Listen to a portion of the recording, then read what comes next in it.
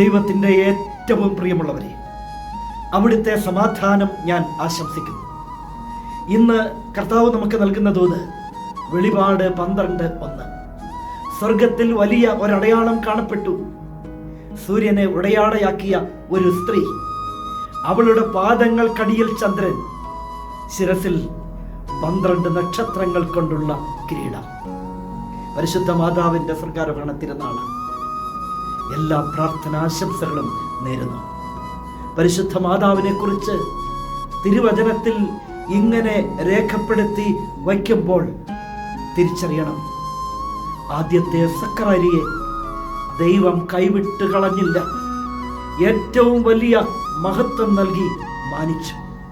ഇന്ന് ദൂത് കേൾക്കുന്ന എൻ്റെ പ്രിയമുള്ളവരെ, പരിശുദ്ധ അമ്മയെ പോലെ ജീവിതം മുഴുവൻ സഹനങ്ങളും പേറി ജീവിക്കുന്ന ചില മനുഷ്യരുണ്ട്.